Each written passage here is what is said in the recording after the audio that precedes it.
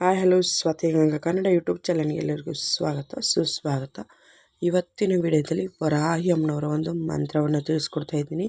ಅದು ಯಾವ ಮಂತ್ರ ಯಾವ ಕೆಲಸಕ್ಕೋಸ್ಕರ ಹೇಳಬೇಕು, ಯಾವ ಒಂದು ಸಮಯದಲ್ಲಿ ಹೇಳಬೇಕು, ಯಾವ ಒಂದು ನಿಯಮಗಳನ್ನು ಪಾಲನೆಯನ್ನು ಮಾಡಬೇಕು ಅನ್ನೋದನ್ನು ಕಂಪ್ಲೀಟಾಗಿ ಈ ವಿಡಿಯೋದಲ್ಲಿ ಎಲ್ಲ ಮಾಹಿತಿಯನ್ನು ಕೊಡ್ತೀನಿ.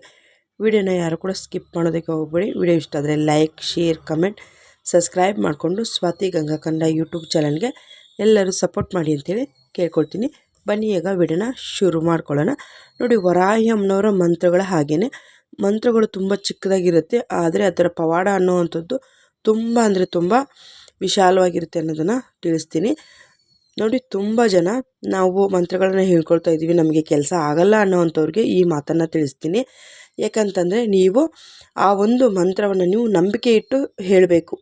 ಇವಾಗ ನಾವು ಏನೇ ಒಂದು ಹುಷಾರಿಲ್ಲ ಅಂತೇಳಿ ಆಸ್ಪತ್ರೆಗೆ ಹೋದರೂ ಕೂಡ ಆಸ್ಪತ್ರೆಯಲ್ಲಿ ನಿಮಗೆ ಡಾಕ್ಟ್ರು ಎಷ್ಟು ದಿನಗಳ ಕಾಲ ಟ್ರೀಟ್ಮೆಂಟನ್ನು ಕೊಡ್ತಾರೆ ಅಂದ್ಬಿಟ್ಟು ಪ್ರತಿಯೊಬ್ಬರಿಗೂ ಗೊತ್ತಿರುವಂಥ ವಿಷಯನೇ. ಹಾಗಾಗಿ ನಾವು ಏನೇ ಒಂದು ಕೆಲಸಗಳನ್ನು ಮಾಡಿದಾಗ ಅದಕ್ಕೆ ನಿರ್ದಿಷ್ಟವಾದಂಥ ಸಮಯ ಅನ್ನೋವಂಥದ್ದು ಇರುತ್ತೆ, ಮತ್ತು ಅದಕ್ಕೆ ಇಷ್ಟು ದಿನಗಳ ಕಾಲ ಅನ್ನೋದು ಸಹ ಇರುತ್ತೆ. ಹಾಗಾಗಿ ನೀವು ಆ ಒಂದು ಟೈಮಿಂಗನ್ನು ಇಟ್ಕೊಳ್ಬೇಕು. ತಾಯಿ, ನಾವು ಇಷ್ಟು ದಿನಗಳ ಕಾಲ ನಿನ್ನ ಮಂತ್ರವನ್ನು ಹೇಳ್ತೀವಿ ಅನ್ನೋದನ್ನು ನೀವು ಮೊದಲಿಗೆ ಕೇಳ್ಕೊಳ್ಬೇಕು. ಯಾವುದೇ ಒಂದು ಸಮಸ್ಯೆ ಇರ್ಬೋದು, ಅನಾರೋಗ್ಯದ ಸಮಸ್ಯೆ ಇರ್ಬೋದು, ಸಾಲದ ಬಾಧೆ ಇರ್ಬೋದು, ನೀವು ದುಡ್ಡು ಕೊಟ್ಟೆ ಅಂಥದ್ದು ಆಗಿರಬಹುದು, ಪ್ರತಿಯೊಂದನ್ನು ನಾನು ಒಂದೊಂದಕ್ಕೆ ಒಂದೊಂದು ಮಂತ್ರಗಳನ್ನು ಸಹ ತಿಳಿಸ್ಕೊಟ್ಟಿದ್ದೀನಿ. ಹಾಗಾಗಿ ನೀವು ಅದನ್ನು ಇಷ್ಟು ದಿನಗಳ ಕಾಲ ನಿನ್ನ ಮಂತ್ರವನ್ನು ಹೇಳ್ತೀವಿ ಅಂದ್ಬಿಟ್ಟು ಮೊದಲಿಗೆ ನೀವು ಸಂಕಲ್ಪವನ್ನು ಮಾಡ್ಕೊಳ್ಬೇಕು. ಸಂಕಲ್ಪವನ್ನು ಮಾಡಿಕೊಂಡು ತದನಂತರದಲ್ಲಿ ನೀವು ಮಂತ್ರದ ಉಚ್ಚಾರಣೆಯನ್ನು ಮಾಡಬೇಕು. ಮಂತ್ರದ ಉಚ್ಚಾರಣೆ ಬಂದಿಲ್ಲ ಅಂದ್ರೂ ಸಹ ನೀವೊಂದು ಬುಕ್ಕಿನಲ್ಲಿ ಬರೆದ್ರೂ ಸಹ ನಿಮಗೆ ಅದೇ ಪ್ರತಿಫಲ ಅನ್ನೋವಂಥದ್ದು ಸಿಗುತ್ತೆ. ಆದರೆ ಮೊದಲಿಗೆ ಸಂಕಲ್ಪ ಅನ್ನೋವಂಥದ್ದು ತುಂಬ ಅಂದರೆ ತುಂಬ ಮುಖ್ಯ. ಈ ಸಂಕಲ್ಪ ಮಾಡೋದಕ್ಕೆ ನೀವೇನು ಸ್ನಾನ ಮಾಡಬೇಕು, ಮಡಿ ಇರಬೇಕು, ಹುಡಿನಲ್ಲಿರಬೇಕು, ನಾವು ಅಲ್ಲಿ ಹೋಗಬೇಕು, ಇಲ್ಲಿ ಹೋಗಬೇಕು, ಹೂಗಳನ್ನು ತರಬೇಕು ಅನ್ನೋವಂಥದ್ದು ಏನೂ ಇರೋದಿಲ್ಲ.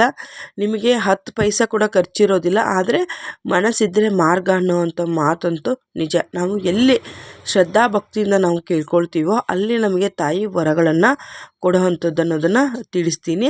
ಯಾವುದೇ ಒಂದು ಕಾರಣಕ್ಕೂ ಕೂಡ ನಾವು ಏನೇ ಒಂದು ಕೆಲಸವನ್ನು ಮಾಡ್ತಾ ಇರ್ತೀವಿ ಅದನ್ನು ನಾವು ಪಾಸಿಟಿವ್ ಆಗಿ ಇಟ್ಕೊಳ್ಬೇಕು. ಇದು ಕೆಲಸ ಆಗುತ್ತಾ ಆಗಲ್ವಾ, ಈ ಮಂತ್ರ ಹೇಳ್ತಾ ಇದ್ದೀನಿ ಕೆಲಸ ಆಗುತ್ತಾ ಆಗಲ್ವಾ, ನಿಮಗೆ ಅದ್ರ ಮೇಲೆ ಕೆಲಸ ಆಗೇ ಆಗುತ್ತೆ ಅನ್ನೋಂಥ ಒಂದು ಭರವಸೆ ಅನ್ನೋವಂಥದ್ದು ಇರಬೇಕು. ಆವಾಗ ಮಾತ್ರ ಅದು ಸಕ್ಸಸ್ ಆಗೋದಕ್ಕೆ ಸಾಧ್ಯ. ನೀವೇ ಅರ್ಧಂಬರ್ಧ ಮನಸ್ಸಿನಲ್ಲಿ ನಮ್ಮ ಕೆಲಸ ಆಗುತ್ತಾ ಇಲ್ಲ ಅಂತ ಅಂದ್ಕೊಂಡಾಗ ಆ ಕೆಲಸ ಅನ್ನೋಂಥದ್ದು ಹೇಗೆ ಆಗೋದಕ್ಕೆ ಸಾಧ್ಯ?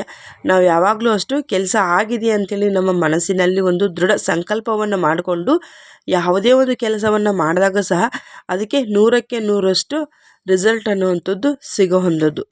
ಒಂದಿಬ್ಬರೇನೋ ಆ ಥರ ಕಮೆಂಟ್ ಹಾಕಿದ್ರು, ಹಾಗಾಗಿ ನಾನು ತಿಳಿಸ್ತಾ ಇದ್ದೀನಿ. ನೀವು ಲಿಮಿಟಲ್ಲಿ ನಿಮಗೇನು ಇವಾಗ ಒಂದು 10 ಲಕ್ಷ ದುಡ್ಡು ಬರಬೇಕಾ, ಅದರಲ್ಲಿ ನೀವು ಕೇಳ್ಕೊಳ್ಳಿ ಅಟ್ಲೀಸ್ಟು ಒಂದು 20,000 ನನಗೆ ಬಂದು ನನ್ನ ಕೈ ಸೇರಲಿ ಅಮ್ಮ ಅಂತೇಳಿ. ತುಂಬ ಜನ ನಮಗೆ ಇದರಿಂದ ಪಾಸಿಟಿವ್ ಆಗಿ ತುಂಬ ಒಂದು ರಿಲೇಷನ್ಶಿಪ್ ಆಗಿರ್ಬೋದು, ದುಡ್ಡಾಗಿರ್ಬೋದು, ಅವ್ರಿಗೆ ಅನಾರೋಗ್ಯದ ಸಮಸ್ಯೆಗಳಾಗಿರ್ಬೋದು, ಪರ್ಸ್ನಲಾಗಿ ಕೂಡ ತುಂಬ ಜನ ಮೆಸೇಜನ್ನು ಮಾಡ್ತಾಯಿದ್ರಿ, ನಮಗೆ ಒಳ್ಳೊಳ್ಳೆ ಮಂತ್ರಗಳನ್ನ ತಿಳಿಸ್ಕೊಡ್ತಾ ಇದ್ರಿ, ಇದೇ ರೀತಿ ನಮಗೆ ಹೆಲ್ಪ್ ಮಾಡಿ, ತುಂಬ ನಮ್ಮದು ಕಷ್ಟಗಳೇನೋ ಅಂಥದ್ದು ಇತ್ತು, ಪೂಜೆ ಬಗ್ಗೆ ಕೂಡ ತುಂಬ ಜನ ಕೇಳಿದ್ದೀರಿ. ನನಗೆ ಗೊತ್ತಿರುವಂಥ ಮಟ್ಟಿಗೆ ನಿಮಗೆಲ್ರಿಗೂ ನಾನು ಆ ಥರ ಒಂದು ವಿವರಣೆಯನ್ನು ಕೊಟ್ಟಿದ್ದೀನಿ. ಮತ್ತು ನಿಮ್ಗೆ ಏನಾರ ಡೌಟ್ಸ್ಗಳಿದ್ದರೆ ಖಂಡಿತವಾಗ್ಲೂ ನೀವು ಕಮೆಂಟಲ್ಲಿ ಬರೆದು ತಿಳಿಸಬಹುದು, ನಾನು ನಿಮಗೆ ತಿಳಿಸ್ತೀನಿ. ಸ್ವಲ್ಪ ಲೇಟ್ ಆಗ್ಬೋದು, ಆದರೆ ನಾನು ಕಮೆಂಟ್ ನೋಡಿದ ತಕ್ಷಣ ಪ್ರತಿಯೊಬ್ಬರಿಗೂ ನಾನು ರಿಪ್ಲೈ ಅನ್ನೋವಂಥದ್ದು ಮಾಡ್ತೀನಿ. ಹಾಗಾಗಿ ನಾನು ತಿಳಿಸ್ತಾ ಇದ್ದೀನಿ. ಈ ಒಂದು ಮಂತ್ರವನ್ನು ನಾವು ಯಾವ ಒಂದು ಕೆಲಸಕ್ಕೋಸ್ಕರ ಹೇಳಬೇಕು ಅನ್ನೋದನ್ನು ತಿಳಿಸ್ಕೊಡ್ತೀನಿ. ನೋಡಿ, ನಿಮ್ಮ ಕೆಲಸದ ಒಂದು ಸಂಬಂಧಕ್ಕೋಸ್ಕರ ಈ ಒಂದು ಮಂತ್ರವನ್ನು ಹೇಳ್ಕೊಬೋದು. ಎಲ್ಲೋ ನೀವು ಕೆಲಸಕ್ಕೆ ಸೇರ್ಕೊಂಡಿದ್ದೀರಿ ಅಂಥವ್ರು, ಇಲ್ಲ ನಮಗೆ ಹೊಸದಾಗಿ ಕೆಲಸ ಬೇಕು, ಕೈ ತುಂಬ ಸಂಬಳ ಬೇಕು ಅನ್ನೋವಂಥವ್ರು ಕೂಡ ಈ ಒಂದು ಮಂತ್ರವನ್ನು ಹೇಳ್ಕೊಳ್ಬಹುದು. ಇಲ್ಲ ನಿಮಗೆ ಕೆಲಸದಲ್ಲಿ ಕಿರಿಕಿರಿ ಆಗ್ತಾ ಇದೆಯಾ, ಆದರೂ ಸಹ ಹೇಳ್ಕೊಬೋದು. ಮತ್ತು ಇದನ್ನು ನೀವು ಓದ್ತಾ ಇರೋರು ಕೂಡ ತುಂಬ ಅಂದರೆ ತುಂಬ ನಿಮಗೆ ಹೆಲ್ಪ್ ಆಗುತ್ತೆ.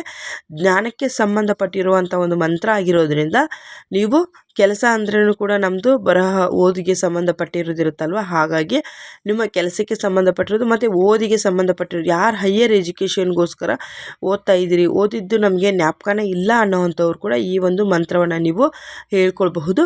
ತಾಯಿಯಲ್ಲಿ ಮನಸಾರೆ ಕೇಳ್ಕೊಳ್ಳಿ, ನಿಮ್ಮದು ಏನೇ ಒಂದು ಕಷ್ಟಗಳಿದ್ರು ಕೇಳಿಕೊಂಡು ಸಂಕಲ್ಪ ಮಾಡಿ ತದನಂತರದಲ್ಲಿ ಈ ಮಂತ್ರವನ್ನು ಹೇಳ್ಕೊಳ್ಳಿ. ಬನ್ನಿ, ಇವಾಗ ಸ್ಕ್ರೀನ್ ಮೇಲೆ ಮಂತ್ರ ಬರ್ತಾ ಇದೆ, ಈ ಥರ ಇದೆ ನೋಡಿ. ಓಂ ಶ್ರೀಂ ಐಂ ಗ್ಲೌಂ ಶ್ರೀಂ ಜ್ಞಾನಚಕ್ರೇಶ್ವರಿಯೇ ನಮೋ ನಮಃ. ಓಂ ಶ್ರೀಂ ಐಂ ಗ್ಲೌಂ ಶ್ರೀಂ ಜ್ಞಾನಚಕ್ರೇಶ್ವರಿಯೇ ನಮೋ ನಮಃ. ಓಂ ಶ್ರೀಂ ಐಂ ಗ್ಲೌಂ ಶ್ರೀಂ ಜ್ಞಾನಚಕ್ರೇಶ್ವರಿಯೇ ನಮೋ ನಮಃ ಅನ್ನುವಂಥ ಈ ಒಂದು ಬೀಜಾಕ್ಷರಿಯ ಮಂತ್ರವನ್ನು ನೀವು ಎಷ್ಟು ಬಾರಿ ಹೇಳಬೇಕು ಅಂತಂದರೆ, ಈ ಒಂದು ಮಂತ್ರವನ್ನು ನೀವು 11 ಬಾರಿ, 3 ಬಾರಿ, 5 ಬಾರಿ ಪ್ರತಿನಿತ್ಯ ಹೇಳಬೇಕು. ಎಷ್ಟು ದಿನಗಳ ಕಾಲ ಅಂತಂದರೆ, ನಿಮಗೆ ಇವಾಗ ಕೆಲಸದಲ್ಲಾಗಿರ್ಬೋದು, ನೀವು 48 ಬಾರಿ ಹೇಳೋದು ತುಂಬ ಅಂದರೆ ತುಂಬ ಸೂಕ್ತ.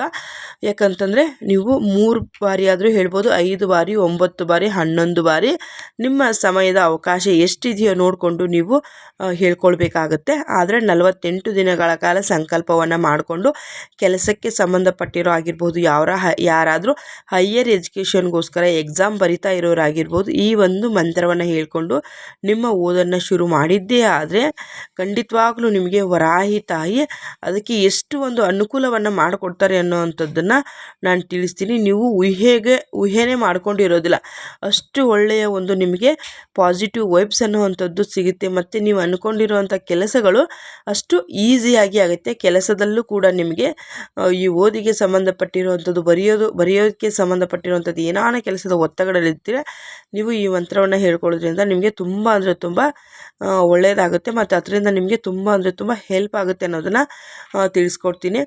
ಖಂಡಿತವಾಗ್ಲೂ ನಾನು ಕೊಟ್ಟಿರೋವಂಥ ಮಾಹಿತಿ ನಿಮಗೆ ಸ್ವಲ್ಪ ಇಷ್ಟ ಆಗಿದ್ದರೆ ಲೈಕ್ ಮಾಡಿ, ಶೇರ್ ಮಾಡಿ, ನಿಮ್ಮ ಫ್ರೆಂಡ್ ಆ್ಯಂಡ್ ಫ್ಯಾಮ್ಲಿಗೆ ಶೇರ್ ಮಾಡಿ. ಮತ್ತು ನಿಮಗೆ ಇದೇ ರೀತಿ ವಿಡಿಯೋಗಳನ್ನ ತೆಗೆದುಕೊಂಡು ಬರ್ತಾ ಇರ್ತೀನಿ. ಮತ್ತೆ ಹೇಳ್ತಾ ಇದ್ದೀನಿ, ಲೈಕ್ ಮಾಡಿ, ಶೇರ್ ಮಾಡಿ, ಸಬ್ಸ್ಕ್ರೈಬ್ ಮಾಡಿಕೊಂಡು ಸ್ವಾತಿ ಗಂಗಾ ಕನ್ನಡ ಯೂಟ್ಯೂಬ್ ಚಾನಲ್ಗೆ ಸಪೋರ್ಟ್ ಮಾಡಿ. Thank you for watching. Take care. Bye. Thank you.